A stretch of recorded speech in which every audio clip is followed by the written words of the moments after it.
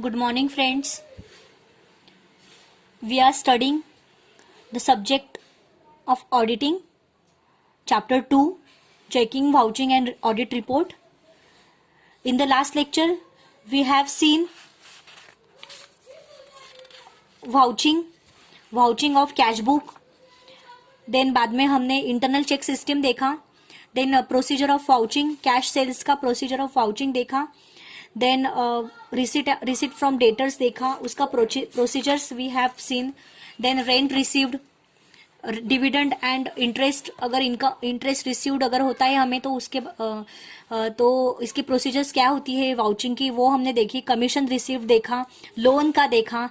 Now we are going to study bad debts recovered. तो मैंने ये भी देखा था, but I am repeating this. Okay, so bad debts recovered, अगर हमें बैड डेब्ट रिकवर होता है, मतलब किसी की तरफ से हमें बैड डेब्ट्स मिलता है, बैड डेब्ट्स की अमाउंट हमारी रिकवर होती है, तो वाउचर्स में कौन सी चीजें लगेगी. कैश रिसिप्ट्स ऑफ मतलब copies of cash receipts, dividend warrant, paying in slips, correspondence. Okay, then procedure of vouching for bad debts recovered, अगर बैड डेब्ट्स हमारे रिकवर होते हैं तो वाउचिंग की प्रोसीजर कैसे होती है.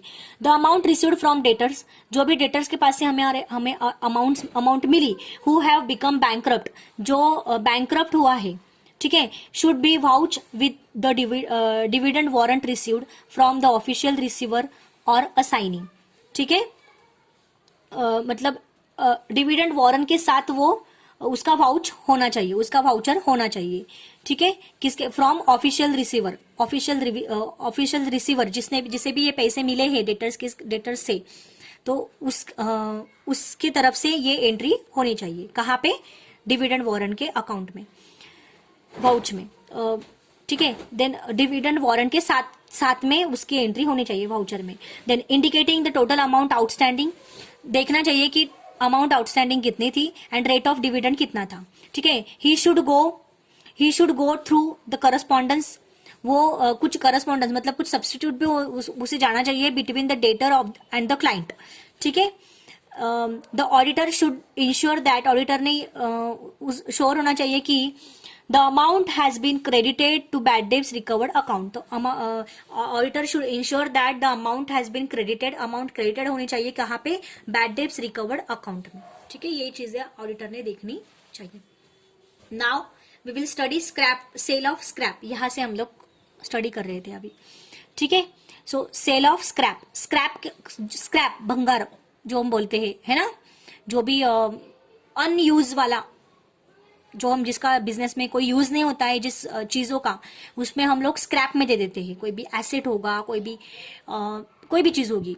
ठीक है, सो उनका जो सेल्स होता है, न्यूज़पेपर नहीं आएगा, इसका जो सेल्स होता है एसेट्स का, कोई स्क्रैप का, ठीक है, वो स्क्रैप सेल होने के बाद भी हमें पैसे मिलते हैं, बिजनेस में पैसे आते हैं, तो वो भी पैसों पे उसकी भी एंट्री होनी चाहिए.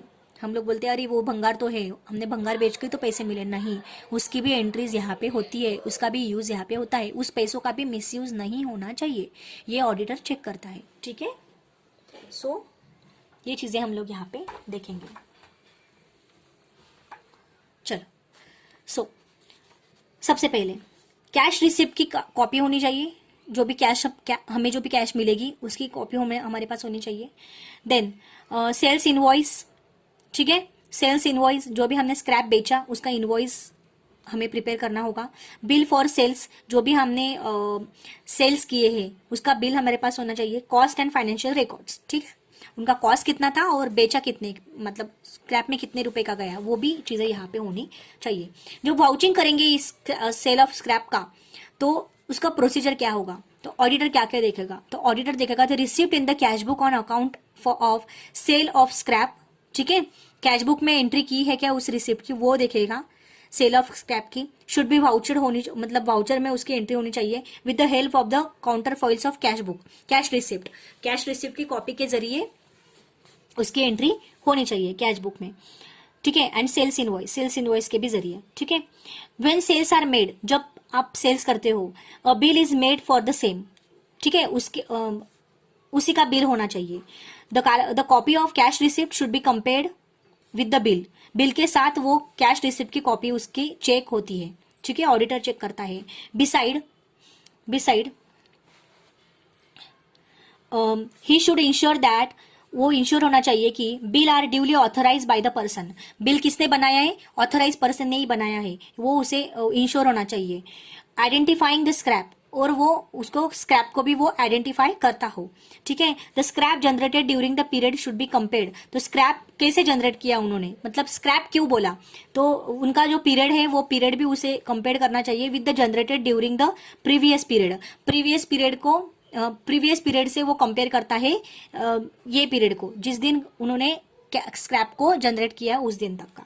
ठीक है, in case there is substantial deviation from the standard quantity of scrap, अगर कोई सब्सटेंशियल डेविएशन उसे मिला स्टैंडर्ड स्क्रैप की क्वांटिटी, स्टैंडर्ड क्वांटिटी में, ठीक है, the auditor should ask for explanation, so auditor ने पूछना चाहिए एक्सप्लेनेशन के लिए फ्रॉम कंसर्न ऑफिशियल, जो भी ऑफिसर होगा, जो भी लोग होंगे वो बिजनेस में, जो भी ऑथराइज पर्सन होगा उससे वो उनसे एक्सप्लेनेशन के लिए ऑडिटर पूछ सकता है।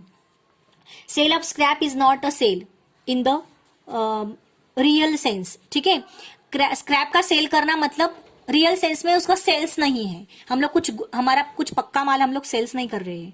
ठीक है, दैट इसीलिए he should not included in sales, इसलिए वो सेल्स में उसको इंक्लूड नहीं करता है। रैदर तो it should be deducted from cost, तो वो कॉस्ट से वो डिडक्ट कर देता है। ठीक है, the auditor should examine this point carefully, तो ऑडिटर ने ये जो पॉइंट है सेल्स स्क्रैप ऑफ सेल्स का, वो पॉइंट उसने केयरफुली देखना चाहिए। ठीक है, तो ये हो गया sale of scrap. Now we are going to study sale of investment. अगर हम कोई इन्वेस्टमेंट सेल करते हैं तो उसके क्या क्या प्रोसीजर होते हैं वाइल वाउचिंग। ठीक है, सबसे पहले तो वाउचर्स का, वाउचर में उसकी एंट्री कैसी होती है, ब्रोकर सोल्ड नोट।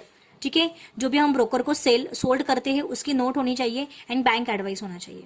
ठीक है, now procedure of vouching, sale of investment की वाउचिंग की प्रोसीजर क्या होती है। The amount received from sale of investment, जो भी इन्वेस्टमेंट बेचने के बाद जो भी हमारे पास अमाउंट होती है वो वाउचर में उसकी एंट्री होनी चाहिए, किसके हेल्प के जरिए, ब्रोकर के जो भी हमें रिसिप्ट मिली है उसके हेल्प के जरिए, जो रिसिप्ट के जरिए। In case the sales has been made through the bank, अगर बैंक की तरफ से अगर हमने सेल्स किया है, मतलब चेक हमें चेक से मिला है कोई, ठीक है, तो ये इसके लिए then the bank advice should be check, तो बैंक की क्या एडवाइस है तो हमें वो चेक करनी चाहिए। मतलब बैंक के थ्रू अगर हमने सेल्स किया है कोई इन्वेस्टमेंट, बैंक के थ्रू, ठीक है, चेक नहीं, सॉरी, बैंक के थ्रू अगर हमने कोई सेल्स किया है तो बैंक की एडवाइस भी हमने चेक करनी चाहिए।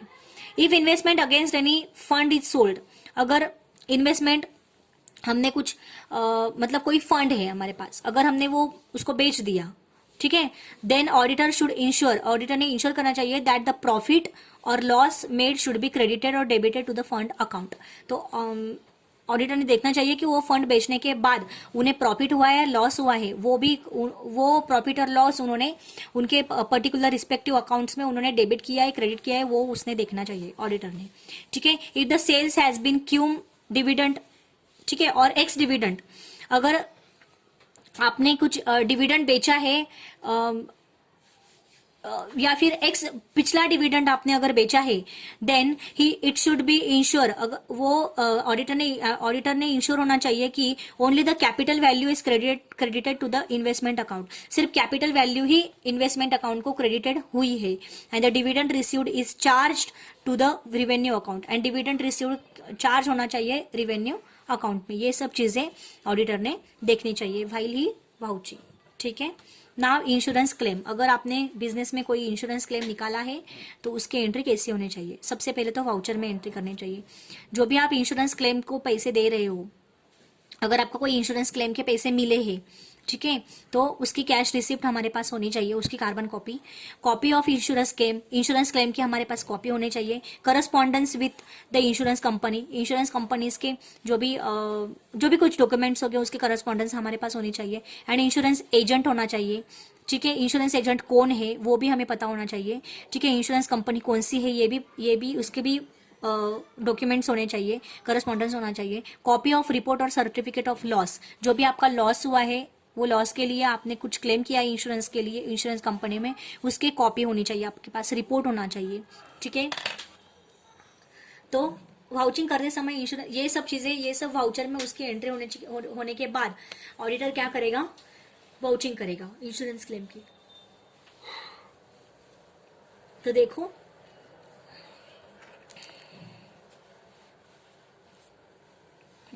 The client might have received claims, client को पैसे मिल सकते हैं क्लेम के of insurance for loss of fix asset और करंट एसेट। ठीक है, जो भी हमने डिस्टर्ब बाय हमने इंश्योरेंस क्लेम अकाउंट्स में पढ़ा ना, तो उस टाइम पे भी वैसे ही था। मतलब वहीं पे इंश्योरेंस जो भी आपके फिक्स एसेट और करंट एसेट पे जो भी लॉस हुआ है आपका, वो लॉस आप इंश्योरेंस क्लेम के थ्रू आप रिकवर कर सकते हो। The auditor should examine the cash book, auditor ने कैश बुक एग्जामिन करना चाहिए। Entries of claim received with the reference to copy of receipt. ठीक है, जो भी एंट्रीज क्लेम की एंट्रीज की है, क्लेम मिलने वाले आपको जो क्लेम के पैसे मिले उसकी जो आपने कैश बुक में एंट्री की है उसका एग्जामिन करना चाहिए। किसके हेल्प के जरिए, जो आपको कैश रिसिप्ट आपको जो मिली है उसके कॉपीज के जरिए टू द इंश्योरेंस कंपनी। ठीक है, he should examine the copy of the insurance claim, उसने एग्जामिन करना चाहिए इंश्योरेंस क्लेम के कॉपी के जरिए। And copy of the report, जो भी आपका जो भी लॉस हुआ है, जो वो लॉस का सर्टिफिकेट और रिपोर्ट उसके जरिए भी उसने ऑडिटर ने एग्जामिन करना चाहिए। If the amount of claim received, अगर आपके अमाउंट क्लेम की अमाउंट जो मिली है वो अगर कम है आपके लॉस से, आपको जितना लॉस हुआ है वो लॉस से अगर वो कम है, तो उसका प्रोपोर्शन ठीक से किया है क्या नहीं, किया उसका प्रोपोर्शन ठीक से किया है कि नहीं वो आपने देखना चाहिए। और आपको लॉस कितना हुआ है, मतलब समझो आपको 10,000 रुपए का लॉस हुआ है और आपको इंश्योरेंस कंपनी ने सिर्फ 8,000 ही रिकवर करके दिए हैं, तो 2,000 रुपीज आपने प्रॉफिट एंड लॉस अकाउंट में आपने लॉस में लिखे हैं या नहीं, वो भी ऑडिटर ने चेक करना चाहिए। ठीक है, ही शुड ऑल्सो एग्जाम, देखो यहाँ पे लिखा है उन्होंने, the difference should be charge to the profit and loss account, he should be insured, he should also examine the correspondence between the client and the insurance company, उन्होंने वो correspondence देखना उसने एग्जामिन करना चाहिए। And insurance agent to see details देखने के लिए। ठीक है, now sale of fix asset, अगर आप फिक्स एसेट सेल करते हो तो उसकी वाउचर्स की एंट्री कैसे होनी चाहिए। सेल ऑफ फिक्स एसेट,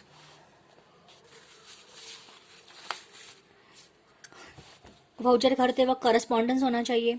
ठीक है, जो भी आपके पास प्रूफ है फिक्स एसेट्स की, ठीक है, आप जिसको एसेट बेच रहे हो उसका भी मतलब उसका अकाउंट्स होना चाहिए। जो भी सेल ऑफ कॉन्ट्रैक्ट, ठीक है, मिनट्स ऑफ बोर्ड मीटिंग में ऑथराइजिंग द सेल, जो भी आपने जो भी फिक्स एसेट आप बेच रहे हो उसके मीटिंग में कुछ ऑथराइजिंग मतलब ऑथराइज आप सेल कर रहे हो, उसकी मीटिंग में आपने कुछ डिटेल्स मतलब आपने डिस्कशन किया होगा। ठीक है, वो सब चीज़ें यहाँ पे वाउचर की एंट्री करते वक्त होनी चाहिए। Procedure of vouching for sales of fix assets, so इसकी वाउचर जो भी प्रोसीजर होगी वो यहाँ पे दिया होगा। ठीक है, सो मैं एक बार बता देती हूँ आपको। एट फर्स्ट द ऑडिटर, सबसे पहले तो auditor should find out whether the sales has been authorise और नॉट। सबसे पहले तो ऑडिटर ने ये देखना होगा कि जो भी सेल्स आप कर रहे हो फिक्स एसेट का वो ऑथोराइज है और नॉट है, ऑथोराइज है या नहीं है। ठीक है, he should compare the written down value of the fix asset and sales proceeds. ठीक है, अगर आपने मतलब सबसे पहले तो वो ऑथराइज है या नहीं है वो सेल ऑफ फिक्स एसेट वो देखेगा। ठीक है, देन बाद में वो कंपेयर करेगा return down value, fix asset की रिटर्न डाउन वैल्यू, उसकी वैल्यू कंपेयर करेगा। एंड देन वो जो सेल्स प्रोसीड्स कर रहे हैं वो उसकी वैल्यू कंपेयर करेगा। ठीक है, if the sale proceeds are remarkably low causing, अगर जो भी सेल्स है, जो भी आप फिक्स एसेट का सेल्स कर रहे हो वो अगर लो प्राइस में अगर आप बेच रहे हो, मतलब लो कॉजिंग लॉस, एकदम कम लॉस में अगर आप बेच रहे हो to the client, the auditor should examine further in detail to find out, auditor ने पूरा डिटेल्स देखनी चाहिए। If the fix asset was outdated, अगर फिक्स एसेट या आउटडेटेड है मतलब बहुत पुरानी हो चुकी है, और if there is any other reason for the low price, या फिर कोई दूसरा रीजन है लो प्राइस में ये बेचने का, फिक्स एसेट अगर आप बेच रहे हो लो प्राइस में। ठीक है, लो कॉजिंग लॉस मतलब क्या, बहुत कम लॉस में। ठीक है, एंड आप कम कम प्राइस में अगर बेच रहे हो तो ऑडिटर ने देखना चाहिए कि आप कम प्राइस में क्यों बेच रहे हो, आउटडेटेड है या कोई अदर रीजन है, ये सब चीजें। Now he should go through the auctioneers account और सेल कॉन्ट्रैक्ट, ठीक है, सेल कॉन्ट्रैक्ट पे उसने जाना चाहिए as the case may be, and compare the sales proceeds with the amount stated in this vouchers. जो भी वाउचर में अमाउंट है वो वाउचर्स के अमाउंट एंड सेल्स जो अपने सेल्स किया है उसके अमाउंट, ये सब जो ये दोनों चीज़ों को वो कंपेयर करेगा and that price amount should be match. If any expenses has been prepared in inspect of that asset, अगर आपने कोई एसेट वो एसेट पे कोई आप अगर आपने कुछ प्रीपेड एक्सपेंसेस अगर आपने खर्चा किया है, फॉर एग्जांपल प्रीपेड इंश्योरेंस, ठीक है, इंश्योरेंस होगा उस एसेट पे, a part of the sales proceeds, a part of the sales proceed which include the prepaid amount, जो भी प्रीपेड अमाउंट होगी should be credited to the insurance account, तो account में वो इंश्योरेंस अकाउंट में वो क्रेडिटेड हो जाएगी। The cost of asset should be changed, asset की जो कॉस्ट है वो change to the asset account, ठीक है। आप क्या करोगे, फिक्स एसेट बैलेंस शीट में जो आप एसेट्स लिखते हो वो एसेट में आप कोई एसेट अगर आप बेच रहे हो तो वो एसेट की अमाउंट क्या हो जाएगी, कम हो जाएगी वो एसेट बेचने के बाद। फॉर एग्जांपल आपके पास मशीनरी है 5 लाख रुपीज़ की, उसमें से आप 2 लाख रुपीज़ की मशीनरी बेच रहे हो, it is also fix asset, right. So 2 lakh rupees की आप मशीनरी बेच रहे हो तो आपकी 5 लाख रुपीज़ से आपकी कितने लाख रुपीज़ की मशीनरी बच गई, फिर 3 लाख रुपीज़ की। सो प्राइस में चेंज हो गया कि नहीं वो एसेट के, इस तरह से। सो ये प्राइस चेंज करने की ऑडिटर बात कर रहे हैं, ठीक है। नाउ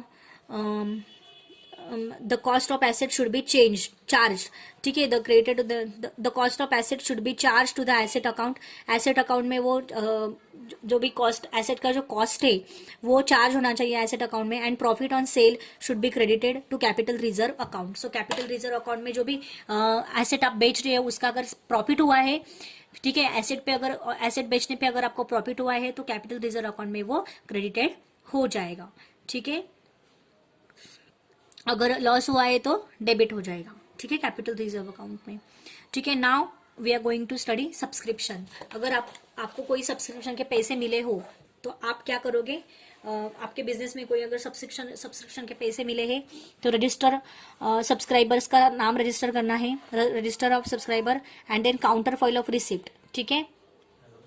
रिसिप्ट का काउंटर जो भी रिसिप्ट जो भी रिसिप्ट आपके पास मतलब आप दोगे उस सामने वाले पार्टी को, उसका कॉपी आपके पास होना चाहिए, ठीक है। Now vouching of subscription, subscription की वाउचिंग आप कैसे कर सकते हो। Subscription received by a club और school etcetera, subscription received, subscription मिलती है कहाँ से, बाय अ क्लब और स्कूल और क्लब से, ठीक है। Should be checked with the register of subscriber, subscriber के रजिस्टर से वो चेक करना चाहिए। The rule of the entity का फर्म का रूल क्या है with regard the amount of subscription, amount मतलब अमाउंट से रिलेटेड, मतलब with regard of amount of subscription की फर्म के रूल क्या क्या है, and the copy of the receipt, ठीक है। Proper allocation of the amount of subscription into outstanding of previous year, ठीक है, आपने प्रॉपर अलोकेशन करना चाहिए सब्सक्रिप्शन का, मतलब लास्ट ईयर में कितने आउटस्टैंडिंग थे, इस ईयर में कितने मिले, ये सब अलोकेशन करना चाहिए, एंड एडवांस भी कितने मिले हैं हमें नेक्स्ट ईयर के लिए, वो भी ऑडिटर ने देखने चाहिए। देन देखो हमने नॉट फॉर प्रॉफिट कंसर्न में देखा था ये सब चीजें, तो ये ही है वो। The current years outstanding amount should be found, current year की आउटस्टैंडिंग अमाउंट देखनी चाहिए कि कितनी बाकी है, एंड वो वेरीफाई करने एंड देखनी चाहिए ऑडिटर ने, और उसके सच में इतनी बाकी है क्या वो देखनी चाहिए और वेरीफाई करनी चाहिए। So it can happen that, ये ऐसा हो सकता है कि सब्सक्रिप्शन इज रिसीव्ड, सब्सक्रिप्शन मिला है बट मिस अप्रोप्रिएट कैशियर के जरिए हुआ है, कैशियर की तरफ से मिस अप्रोप्रिएट उस पैसे का हुआ है सब्सक्रिप्शन का। सो इसीलिए एग्जैक्ट आउटस्टैंडिंग अमाउंट कितनी बाकी है एंड वो सच में बाकी है क्या, ये वेरिफिकेशन ऑडिटर ने करना चाहिए, ठीक है। And rather shown as outstanding for the period, क्या होता है सब्सक्रिप्शन मिल जाता है उस ईयर का बट कैशियर की तरफ से मिस अप्रोप्रिएट हो जाता है, और वो दिखा देता है कि और वो ऐसा दिख जाता है कि अकाउंट में ऐसा दिखता है कि उस ईयर का सब्सक्रिप्शन बाकी है जो कि मिल गया, लेकिन कैशियर की तरफ से वो मिस अप्रोप्रिएट हो गया, मिस यूज हो गया। So this thing should not happen. So advance subscription should be shown as liability, so advance subscription क्या हो जाता है, लाइबिलिटी की साइड में वो दिखाता है, ठीक है, दिखाना पड़ता है। So we have already studied, ठीक है, last past years, in past years, ठीक है। So now next item is receipt of hire purchase instalment. Hire purchase instalment पे हमें रिसिप्ट मिली। So hire purchase agreement voucher करते वक्त, वाउचर की एंट्री करते वक्त हमें हमारे पास होना चाहिए रिसिप्ट ऑफ कॉपीज रिसिप्ट की कॉपीज हमारे पास होनी चाहिए। वाउचिंग करते वक्त amount received as hire amount on sale by hire purchase method. Hire purchase method के जरिए जो भी आपने कुछ एसेट बेचा हो तो उसकी हायर अमाउंट आपने कितने रुपीज रखी है वो देखनी चाहिए, एग्जामिन करनी चाहिए with the help of agreement. Agreement के जरिए ऑडिटर ने देखना चाहिए। The auditor must examine the posting of the amount in the ledger account. Auditor ने देखना चाहिए कि लेजर अकाउंट में उसकी पोस्टिंग हुई है या नहीं हुई है। The hire purchase includes, hire purchase में इंक्लूड है the interest and part of the cash price of the goods. ठीक है, हायर परचेस में इंटरेस्ट एंड कैश प्राइस कितनी बाकी है वो देखनी चाहिए गुड्स की। Interest should be credited to the interest account. Interest credited हुआ है क्या इंटरेस्ट अकाउंट में। And only cash price received should be treated as sales proceed. ठीक है, सिर्फ कैश प्राइस रिसीव्ड, जो भी कैश प्राइस हमें मिली है वो सेल्स प्रोसीड में हम लोग ट्रीट करते हैं। ठीक है, ये सब चीज़ें ऑडिटर ने देखनी चाहिए। तो vouching of the payment side of cash book, अभी ये तो सारी रिसीट साइड की देखी हमने, अभी हम लोग पेमेंट साइड की देखेंगे। सो पेमेंट साइड में कौन से आइटम्स आते हैं, तो रिसीट साइड में हमने देखे कौन से आइटम्स आते हैं। We will see receipt side में आते हैं कैश सेल्स, ठीक है, रिसिप्ट फ्रॉम डेटर्स। हमें पता है कि रिसिप्ट में क्या क्या आइटम आते हैं, पेमेंट में क्या क्या आते हैं। Rent received, dividend and interest received, ठीक है, कमीशन रिसीव्ड, लोन रिसीव्ड। मुझे मतलब हमने लोन देखा, मतलब हमने लोन दिया है किसी को, ठीक है, तो उसके हमें वो लोन हमें या फिर लोन के हमें पैसे मिले हैं। ठीक है, सो सॉरी हमने लोन लिया है, ठीक है। सो bad debts recovered, bad debts के पैसे हमें मिले। सेल ऑफ स्क्रैप उसके पैसे हमें मिले। सेल ऑफ इन्वेस्टमेंट के पैसे मिले। इंश्योरेंस क्लेम के पैसे मिले। फिक्स एसेट के पैसे मिले। सब्सक्रिप्शन के पैसे मिले। हायर परचेस इंस्टॉलमेंट के पैसे मिले। ठीक है, so now we are going to study payment side. ठीक है, वो डेबिट साइड हो गया, अभी हम लोग पेमेंट साइड का देखेंगे। जब वाउचिंग करते हैं कैश पेमेंट की तो ऑडिटर ने कंफर्म करना चाहिए कौन सी चीजें। Payment is made to the right person, आपने कुछ मतलब राइट पर्सन को ही पेमेंट किया है बिजनेस ने। Then it is for the business, वो जो पेमेंट है वो सिर्फ बिजनेस के रिलेटेड ही होना चाहिए।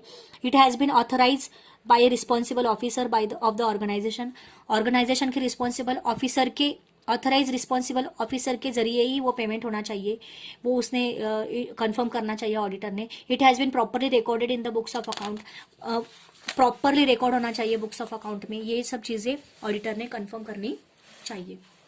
Now, some of the important items that appear on the credit side of the cash book and their vouching procedure are given below. ठीक है, सो हमने लास्ट टाइम देखा डेबिट साइड के अमाउंट, डेबिट साइड के items कौन से थे। Now we are going to study credit side के आइटम्स, मतलब पेमेंट के आइटम्स कौन से। सो कैश परचेसेस, तो कैश परचेसेस में भी वैसे ही चीज़ें बहुत इंपॉर्टेंट है। तो कैश मेमो, मतलब जो भी आपको कैश मेमो, रिसिप्ट इनवॉइस होना चाहिए वाउचर की एंट्री करते वक्त। स्टॉक लेजर होना चाहिए। कॉपी ऑफ ऑर्डर की कॉपी होनी चाहिए। वाउचिंग करते वक्त ऑडिटर ने देखना चाहिए कि पेमेंट ऑफ कैश परचेस, जो आप कैश मतलब गुड्स आप परचेस कर रहे हो, शुड बी वाउचर, मतलब वो वाउच होना चाहिए वाउचर की एंट्री में by comparing the amount stated in cash book की अमाउंट एंड कैश मेमो जो मिला है हमें, जो कैश मेमो की अमाउंट में जो अमाउंट दी है of on making payments to the vendors. ठीक है, सो ये भी अमाउंट, ऐसे दोनों की अमाउंट मैच होनी चाहिए। कैश मेमो की अमाउंट एंड कैश बुक की अमाउंट जो आपने एंट्री की है पेमेंट में, वो अमाउंट दोनों मैच होने चाहिए। The auditor should verify the amount of purchase with the entries made in the stock ledger. So auditor ने स्टॉक लेजर में जो आपने परचेस की एंट्री की है वो भी अमाउंट ऑडिटर ने वेरीफाई करनी चाहिए with cash memo and cash book के पेमेंट साइड से। ठीक है, now besides the auditor should perform routine checking to ensure, routine checking भी उसने ऑडिटर ने करनी चाहिए। ठीक है, the arithmetical accuracy of transactions record है, जो भी ट्रांजेक्शन्स रिकॉर्ड किए हैं उसका अरिथमेटिकल एक्यूरेसी के लिए ऑडिटर ने रूटीन चेकिंग भी करना चाहिए। ठीक है, now next item is wages. Wages मतलब क्या, मजूरी, आप लोगों को मजूरी देते हो तो वेजेस वाउचर में एंट्री करते वक्त वेजेस शीट होना जरूरी है। पेरोल समरी, ठीक है, स्टैट्यूटरी डिडक्शंस, आप कौन से डिडक्शंस करते हो एम्प्लॉय को, जो भी आपके पास वर्कर्स हो उनके उनके सैलरी से, उनके वेजेस से आप कौन से डिडक्शंस करते हो, टैक्स वगैरह, पीएफ वगैरह जो भी है वो। जॉब कार्ड देखना चाहिए। Then the return submitted to various authorities, ठीक है। देन अथॉरिटी लेटर्स होना चाहिए एंड रिलीवेंट रजिस्टर्स होने चाहिए। तो वाउचिंग करते वक्त ये कौन सी चीज़ें यहाँ पे आएगी वो आपने देखना चाहिए। Procedures, so there are great chances of fraud in case of wage payment. जब आप वेजेस पेमेंट करते हो तो बहुत सारे चांसेस होते हैं फ्रॉड के। So hence it is important that the client has an effective internal check system for wages. तो वेजेस के लिए इफेक्टिव इंटरनल सिस्टम होना जरूरी है। If the auditor finds that, अगर ऑडिटर ने देखा कि there is an inefficient internal check system, inefficient है मतलब इंटरनल चेक सिस्टम भी इफिशिएंट नहीं है, तो he must state the fact in the report. उसने रिपोर्ट में वो फैक्ट लिखना जरूरी है। There are many ways to commit fraud, जो बहुत सारे मार्ग होते हैं, बहुत सारे तरीके होते हैं फ्रॉड के। सो उसमें से ये तरीके यहाँ पे दिए हुए हैं। Inclusion of names of fictitious workers in the wages book, कोई भी वर्कर का नाम लिख देना बुक में और उसके पैसे हड़प जाना, है ना। Then name of employees who have resign, उसका नाम, एम्प्लॉय का नाम लिख देना जिसने रिजाइन किया है। And those who are removed may continue to appear in the list, है ना। मतलब जो एम्प्लॉयज जिन्होंने रिजाइन कर दिया है और जिनको निकाल दिया है उनके भी उनके भी नाम लिस्ट में जैसे के वैसे होना और उनका गैर फायदा उठाना, ये भी चीज़ें यहाँ पे होती है। Fraud in stating the time work and pieces produce by workers, है ना। तो टाइमिंग में जो भी वर्क का टाइमिंग है उसमें भी फ्रॉड होता है, ठीक है। And over stating the rates of wages, ठीक है। रेट ऑफ वेजेस में भी उतार चढ़ाव कर देते हैं ये लोग फ्रॉड के जरिए। Understanding the amount of deductions of provident fund etcetera, ठीक है। तो पीएफ का जो अमाउंट है उसका भी डिडक्शंस में फ्रॉड हो सकते हैं, ठीक है। So internal check system wages के लिए कैसे काम करती है। सो यहाँ पे फ्रॉड को अवॉइड करने के लिए वेजेस पेमेंट जो करते हैं उसमें इंटरनल चेक सिस्टम बहुत बहुत इफिशिएंट होनी चाहिए, ठीक है। अगर आप इन case of time wages system, it should be ensure that the time spend by each worker in the factory must be correctly recorded. Correctly record होना चाहिए, वर्कर कितना काम कर रहा है वही टाइम रजिस्टर में रिकॉर्ड होना चाहिए, वेजेस रजिस्टर में। And then for this purpose recording can be done at 2 places, 2 जगह पे रिकॉर्डिंग होनी चाहिए। गेट कीपर के यहाँ पे गेट पे and the foreman at the plant, मतलब जहाँ पे वर्कर काम कर रहे हैं वहाँ पे भी एंट्री होनी चाहिए। Periodically the two should, periodically दोनों शीट मैच होनी चाहिए। Ensure that time records are correctly kept, मतलब टाइम रिकॉर्ड आपने अच्छे से मतलब करेक्टली आपने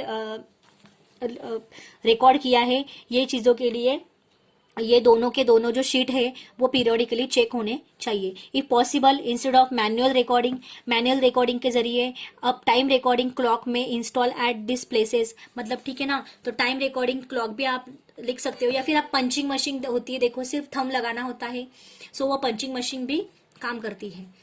एक प्रॉपर करेक्टली टाइम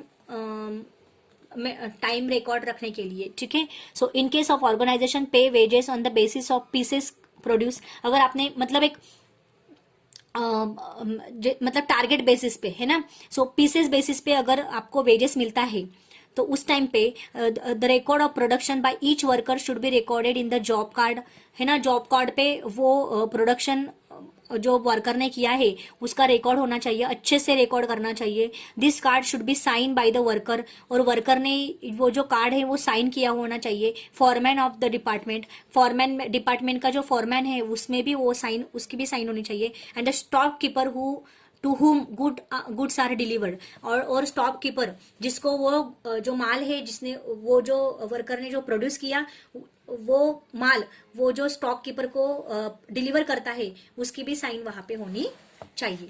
सो ये सब चीजें अगर होगी तो फ्रॉड होने के चांसेस बहुत कम होंगे, ठीक है। Then wages sheet should be prepared by collecting information from gate keeper, wages sheet भी प्रिपेयर करना चाहिए गेट कीपर के इन्फॉर्मेशन गेट कीपर से इन्फॉर्मेशन कलेक्ट करके। फॉरमैन्स रिकॉर्ड, फॉर्मेट्स के भी रिकॉर्ड के फॉर्मेट्स के रिकॉर्ड के जरिए एंड स्टोर कीपर्स रिकॉर्ड, ये तीनों के इंफॉर्मेशन कलेक्ट करके वेजेस शीट प्रिपेयर करना चाहिए। Different clerks should collect it, different मतलब अलग अलग क्लर्क्स जो होते हैं वो कलेक्ट करते हैं ये वेजेस शीट, ये जो इंफॉर्मेशन है वो कलेक्ट करते हैं। The wages sheet should contain the following, wages sheet में कौन से कंटेंट होते हैं, वर्कर का नाम, उनका number, occupation and rate of wages, wages का कितना मतलब वो कौन सा काम कर रहा है, उस वर्कर का नाम, नंबर, उसका कौन सा काम कर रहा है, वो कौन से डिपार्टमेंट में कौन से सेक्शन में है, और उसका वेजेस रेट क्या है, उसकी मजदूरी कितनी है। Then time, ordinary and over time, ठीक है, मतलब नॉर्मल टाइम कितना है और ओवर टाइम उसने कितना किया, ठीक है। देन अमाउंट पेएबल, मतलब कितना अमाउंट उसे देना बाकी है, वो अमाउंट यहाँ पे आएगा। Deduction to be made for employee state insurance, ESI उसका डिडक्ट हो रहा है क्या, वो डिडक्शन का अमाउंट यहाँ पे आएगा। प्रोविडेंट फंड, पीएफ आएगा एंड एडवांस, और एडवांस कितना दिया है वो आएगा, ठीक है। The wage sheet should be sign by, wage sheet should be sign होनी चाहिए बाय ऑल द क्लर्क्स के जरिए वेजेस शीट में साइन होनी चाहिए। Involve in its preparation and should be counter sign by responsible officer, responsible officer की भी उसकी वहां पे साइन होनी चाहिए, ठीक है guys.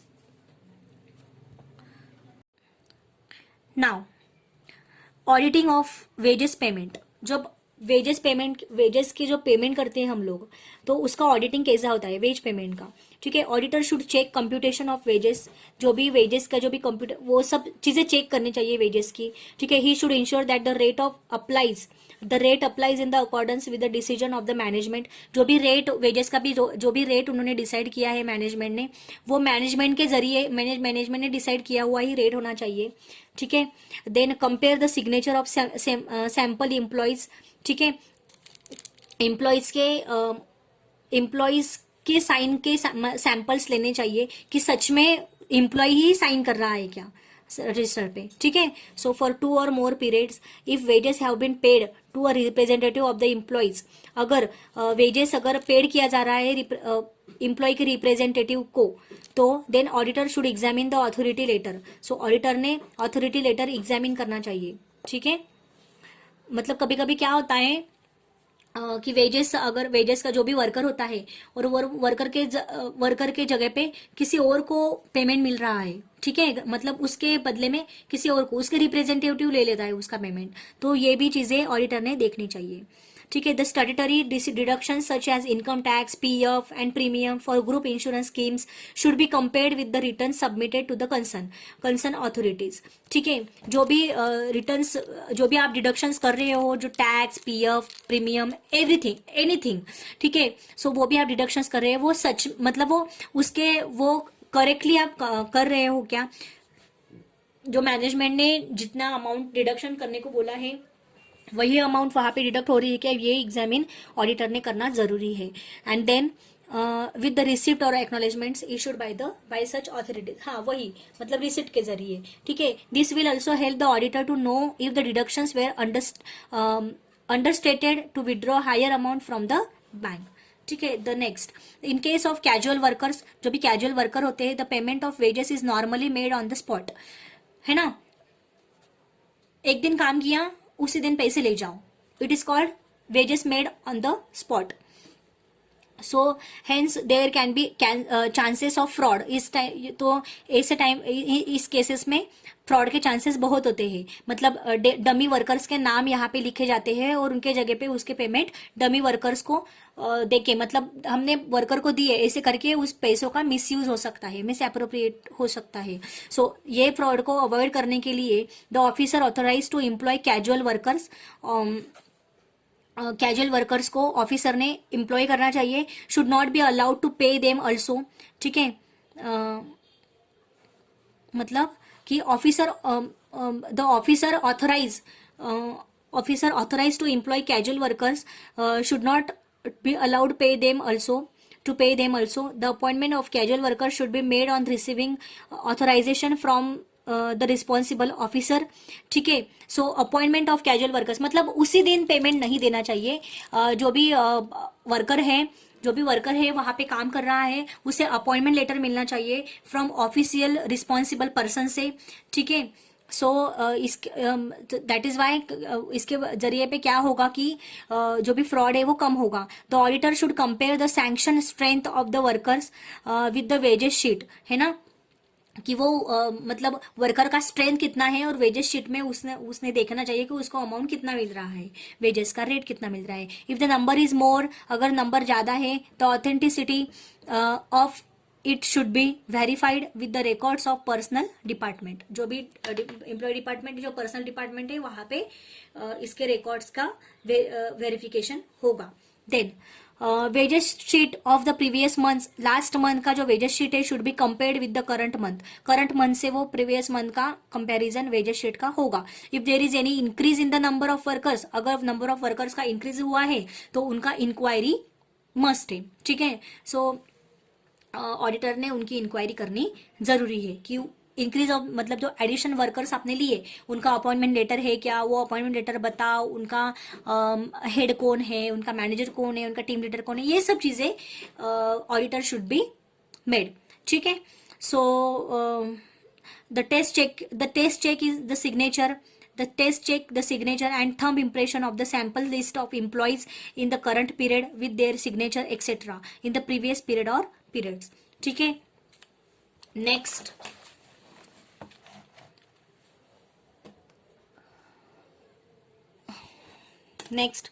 the auditor should see that the wages sheet are properly initiated.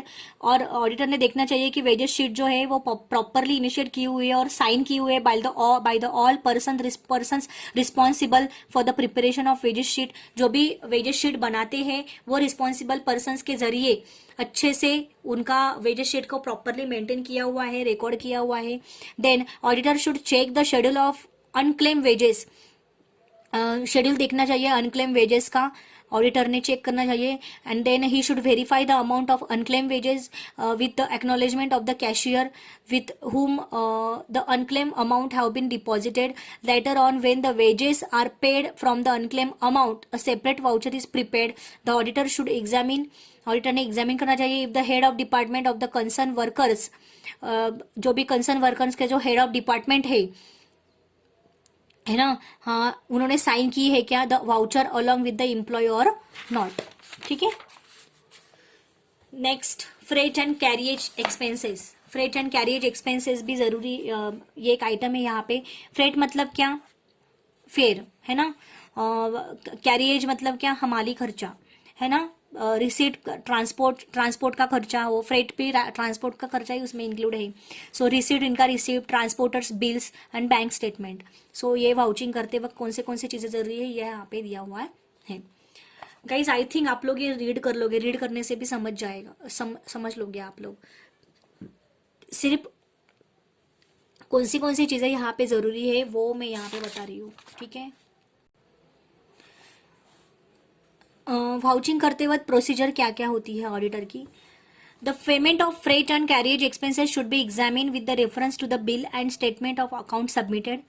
ठीक है, and receipt issued by the transporters and clearing and forwarding agents. मतलब फ्रेट एंड कैरिएज एक्सपेंसेस जो भी आप बना रहे हो वो ऑडिटर ने एग्जामिन करना चाहिए. ठीक है, कोई उनका आपने पेमेंट आपने ठीक से किया है कि नहीं, किसके हेल्प के जरिए ये एग्जामिन करेगा ऑडिटर, बिल के जरिए, क्योंकि हम लोगों को वो बिल मिलेगा. ठीक है, देन रिसिप्ट भी ट्रांसपोर्टर ने जो रिसिप्ट आपको दी है वो भी ज़रूरी है. ठीक है, then bank statement should be verified, bank statement verify होना चाहिए. एनी फ्रेट और कैरिएज एक्सपेंडिचर इंक्लूड, जो भी फ्रेट एंड कैरिएज एक्सपेंडिचर अगर इंक्लूडेड है with respect to the fix asset के जरिए, फिक्स एसेट से रिलेटेड अगर ये एक्सपेंसेस है freight and carriage, then it should be debited to asset account and revenue expenditure should be charge to profit and loss account. Auditor should verify that proper distinction, auditor ने verify करना चाहिए proper distinction is made between capital and revenue expenditure की. मतलब capital expenditure कौन सा, revenue expenditure कौन सा, ये सब चीजें ऑडिटर ने चेक करनी चाहिए with respect to freight and carriage expenses, with regard freight and carriage expenses. ठीक है, फिक्स एसेट से related. So now payment of custom duties, अगर आप कस्टम ड्यूटीज पेड कर रहे हो तो कौन से तो आपने इसका वाउचिंग कैसे करना चाहिए, मतलब ऑडिटर ने इसका टेस्टिंग कैसे करना चाहिए. सो वाउचर करते वक्त बिल ऑफ एंट्री होनी चाहिए, एंट्री की जो भी एंट्री करते वक्त जो अपने बिल किया उसकी एंट्री उसका बिल होना चाहिए, एजेंट का बिल होना चाहिए, रिसिप्ट ऑफ एंड एक्नॉलेजमेंट्स। ठीक है, सो इसका प्रोसीजर यहाँ पे दिया हुआ है। वाउचिंग करते वक्त आपने क्या क्या करना चाहिए, कस्टम ड्यूटीज की मतलब बिल की एंट्री एग्जामिन होनी चाहिए। देन बाद में जो भी एजेंट जिस एजेंट को आप कस्टम ड्यूटी पे कर रहे हो वो उसका उसका भी बिल होना चाहिए। मतलब ठीक मतलब आप किसी को अगर पे कर रहे हो तो उसका भी वो एजेंट्स का बिल होना चाहिए। ठीक है, वो एजेंट्स की डिटेल होनी चाहिए आपके पास। ठीक है, अगर आप किसी को अगर ड्यूटीज डायरेक्टली अगर पे कर रहे हो, डायरेक्टली पे कर रहे हो, तो उसका कैश रिसिप्ट आपके पास होना जरूरी है, और वो कैश रिसिप्ट का आपने वाउचर में एंट्री की है या नहीं ये भी जरूरी है। ठीक है, सो नाउ इंश्योरेंस प्रीमियम। सो इंश्योरेंस प्रीमियम में क्या आएगा, policy renewal receipt schedule of insurance. Policy renewal, अगर आपने कुछ रिन्यूअल किया है इंश्योरेंस प्रीमियम का तो उसकी receipt and schedule of insurance, insurance का शेड्यूल। सो वाउचिंग क्या होता है, auditor should examine the insurance policy to ensure the period and amount of insurance premium payable. आपने कितना इंश्योरेंस प्रीमियम पे किया है, उसका अमाउंट एंड इंश्योरेंस पॉलिसी का पीरियड, ये सब चीजें ऑडिटर ने एग्जामिन करनी चाहिए। अगर आपने पॉलिसी रिन्यूअल की है, मतलब समझो आपने 5 साल के लिए इंश्योरेंस पॉलिसी ली थी, ठीक है, और आप 5 साल आपके हो चुके हैं, अगर आपको उसका रिन्यू करना है, वो पॉलिसी को आपको रिन्यूअल करना है, तो उस टाइम पे इस केस में the renewal receipt should be examine, तो रिन्यूअल रिसिप्ट भी ऑडिटर एग्जामिन करेगा। अगर पॉलिसी लैप्स हुई, he should inquire as to who allowed to it lapse। ठीक है, he should ask for the schedule of insurance policies। वो insurance policy के schedule को भी पॉलिसी के लिए भी मतलब शेड्यूल, इंश्योरेंस पॉलिसी के जो शेड्यूल्स है उसके मतलब उससे रिलेटेड भी वो क्वेश्चन पूछ सकता है। एग्जामिन इट, उसको एग्जामिन कर सकता है। And check the calculation of premium amounts, और प्रीमियम अमाउंट के कैलकुलेशन से भी वो प्रीमियम अमाउंट्स के वो चेक कर सकता है, प्रीमियम अमाउंट्स भी वो चेक कर सकता है। ठीक है गाइज, तो हमारा ये हो गया इंश्योरेंस प्रीमियम का। Then our next item is directors fees. Director की जो फी होती है तो उसकी अगर एंट्री करनी है तो पेमेंट में हम लोग कैसे करते हैं, कैश बुक में, कैश बुक में तो हो जाती है, वाउचर में हम लोग क्या करेंगे, articles of association, minute book, attendance register, agreement directors with the client, ये सब वाउचिंग की प्रोसीजर है। Then research and development expenditure, कोई भी बिजनेस हो वो बिजनेस में रिसर्च एंड डेवलपमेंट होना चाहिए, सो उसका भी एक खर्चा होता है। तो ऑथराइजेशन, बैंक स्टेटमेंट, वो खर्चा का अगर हम एंट्री करते हैं वाउचर में तो ये सब चीज़ें यहाँ पे ज़रूरी है। ऑथराइजेशन होना चाहिए, ऑथराइज होना चाहिए रिसर्च एंड डेवलपमेंट का खर्चा करने के लिए, एंड बैंक स्टेटमेंट ज़रूरी है। सो जो भी क्लाइंट भी इसमें इंक्लूड हो सकता है रिसर्च एंड डेवलपमेंट एक्सपेंडिचर में, फॉर डेवलपमेंट के लिए न्यू प्रोडक्ट्स, प्रोसेस एक्सेट्रा। तो ऑडिटर्स को जरूरी है एग्जामिन करने के लिए बैंक के स्टेटमेंट। देन उसको जरूरी है इंश्योर करने के लिए कि all expenses on material, salaries etcetera are accumulated under one head. ठीक है, एक हेड के मतलब एक मेथड के जरिए ही, एक पर्सन के जरिए या फिर वन हेड के जरिए ही आप लोग ये एक्सपेंसेस कर रहे हैं। ठीक है, the auditor should check if the research and development expenditure has been authorise by the responsible officer. Auditor ने चेक करना चाहिए कि रिसर्च एंड डेवलपमेंट एक ऑथराइज बाय द रिस्पॉन्सिबल, मतलब ये ऑथराइज है रिसर्च एंड डेवलपमेंट जो आप कर रहे हो, उसका जो खर्चा आप कर रहे हो वो ऑथराइज खर्चा है, और वो रिस्पॉन्सिबल ऑफिसर के जरिए ही आप उसके अंडर में ही आप कर रहे हो। ठीक है, सो ये सब ऑडिटर ने चेक करना चाहिए। देन एडवर्टाइजमेंट एक्सपेंसेस, आपको तो पता है एडवर्टाइजमेंट एक्सपेंसेस की अगर आप एंट्री करते हो तो क्या क्या लगेगा, ऑब्वियसली एडवर्टाइजमेंट शेड्यूल और रजिस्टर लगेगा, एडवर्टाइजमेंट कॉन्ट्रैक्ट लगेगा, कितने साल का आपने कॉन्ट्रैक्ट किया है, कितने महीने का कॉन्ट्रैक्ट किया है, एक दिन में आप कितनी ऐड बता सकते हो।